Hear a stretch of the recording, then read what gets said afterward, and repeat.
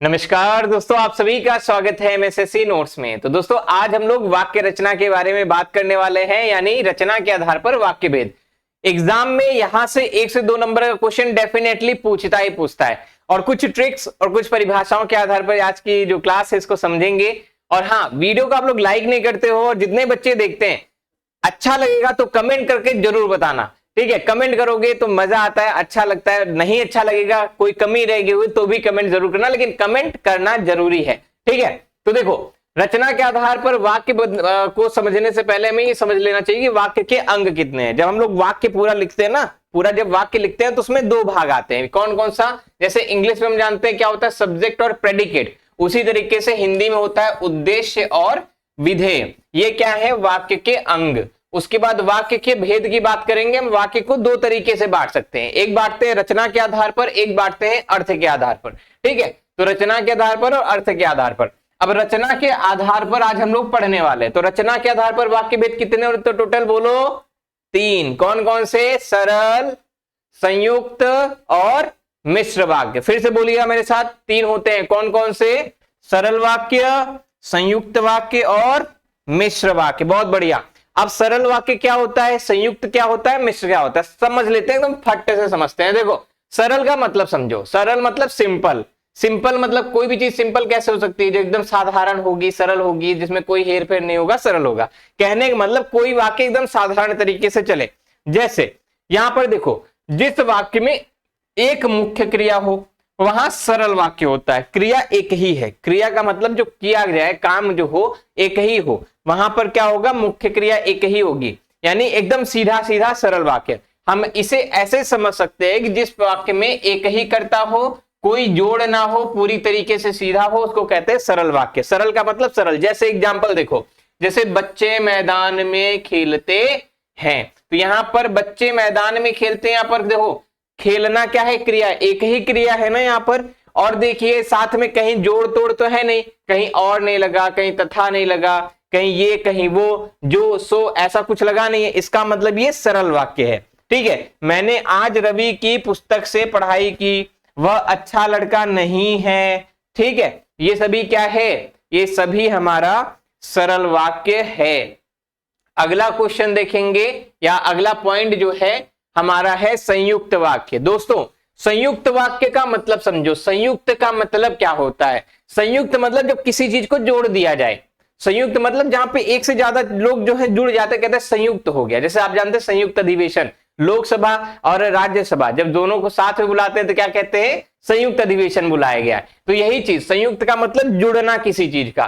तो जब 2 वाक्य या 2 से अधिक वाक्य आपस में जुड़ते हैं तो वहां पर संयुक्त वाक्य हो जाता है। कैसे होता है? देखो, जहां 2 या 2 से अधिक वाक्य किसी समुच्चय या योजक शब्द द्वारा जोड़ा जाए। आप कहोगे कि ये योजक शब्द क्या होता है भैया? योजक शब्द का मतलब हो गया कि जैसे हमारा तथा, और, या, व, ठीक है, या इस प्रकार के जितने हो गए, ईटीसी कर लो, इस प्रकार के जितने शब्द दिखेंगे इनको कहते हैं योजक शब्द। क्लियर है ना? जैसे देखो, लालू आया और गया, देखो यहां पर क्या लगा? और।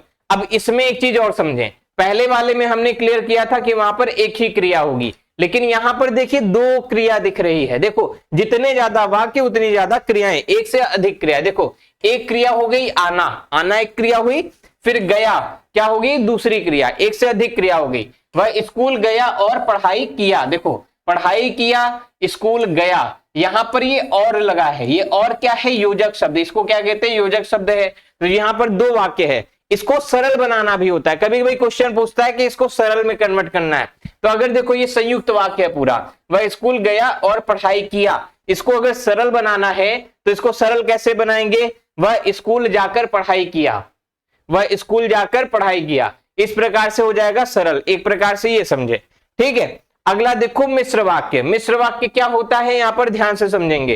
तो देखिए, जब एक वाक्य के साथ एक या एक से अधिक उपवाक्य हो वहां पर मिश्र वाक्य होता है। अब उपवाक्य क्या होता है? जो वाक्य के साथ लगा होता है जो दूसरा वाक्य। जैसे एग्जाम्पल में समझेंगे तो ज्यादा अच्छे से समझ में आएगा। जैसे, जब तुम्हारा भाई आएगा तो तुम चले जाना, ठीक है। या इसको ऐसे समझ सकते हैं कि जो पीछे वाला वाक्य है ये आगे वाले वाक्य पर ही निर्भर रहेगा, यानी बिना आगे वाले वाक्य के पीछे वाला वाक्य संभव नहीं है। जब ऐसा होगा तो वैसा होगा, ठीक है, जब तुम मिले तब ए करेंगे, ठीक है, जब ये होगा तब वो होगा, ठीक है, ऐसे कभी कुछ भी होगा तो यहां पर साथ में उसका कहना है कि हमें चले जाना चाहिए। एक चीज याद रखना, कभी भी कहीं पर अगर रास्ते में की दिख जाए और वहां पूछे कौन सा वाक्य है, बता देना मिश्र वाक्य है। जब मैं स्टेशन पहुंचा तो गाड़ी जा चुकी थी, ये हमारा मिश्र वाक्य कहलाएगा। ऊपर सरल में एक एग्जाम्पल था, वो मैंने बताया नहीं था इसलिए, क्योंकि अगर मैं उसको एक्सप्लेन करता तो मिश्र वाक्य एक्सप्लेन करना पड़ता। सरल वाक्य का जो चौथा उदाहरण है वे भी हमारा मिश्र वाक्य का ही बनेगा। तो तीनों चीजें क्लियर हुई, सरल क्या है, मिश्र क्या है, संयुक्त क्या है। 5 मिनट के अंदर मैंने कॉन्सेप्ट क्लियर कर दिया, बोलो सही है, बुझाया नहीं बुझाया। अब देखें, कभी कभी क्वेश्चन पूछ लेता है परिवर्तन करने के लिए, जैसे सरल वाक्य से संयुक्त वाक्य अगर बनाना हो, जैसे उसने घर आकर भोजन किया, तो इसका क्या है, वह घर आया और उसने भोजन किया। सब लोग उसका गाना सुनकर खुश हो गए, सबने उसका गाना सुना और खुश हो गए। कभी कभी क्वेश्चन पूछता है बदलने के लिए, तो आप ये देख पाओगे इस तरीके से।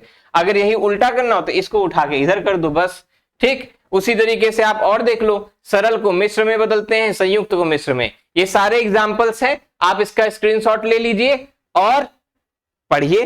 कोई दिक्कत परेशानी हो तो बताएं और कमेंट करके आप बताएं कि ये जो मैंने कॉन्सेप्ट आप लोगों को बताया वो क्लियर हुआ। एक बार जल्दी से रिवीजन कर लेते हैं।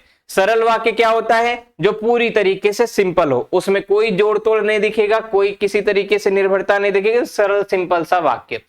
संयुक्त वाक्य क्या होता है, जिसमें कहीं से जुड़ा हुआ दिखे, जैसे और दिख गया, तथा दिख गया, या दिख गया, अथवा दिख गया कि ये या तो वो करो या मरो, इस प्रकार से क्या हो गया संयुक्त वाक्य। फिर उसके बाद क्या होता है मिश्र वाक्य। मिश्र वाक्य जिसमें दूसरा वाला वाक्य पहले पर निर्भर है, जो करेगा सो भरेगा, जब वो आएंगे तब हम जाएंगे, जब ये होगा तब वो होगा, जो सो, जब की तब की, जब तब, ऐसे करके जब दिखेगा तो हमारा मिश्र वाक्य हो जाएगा। कहीं की लगेगा तो मिश्र वाक्य हो जाएगा।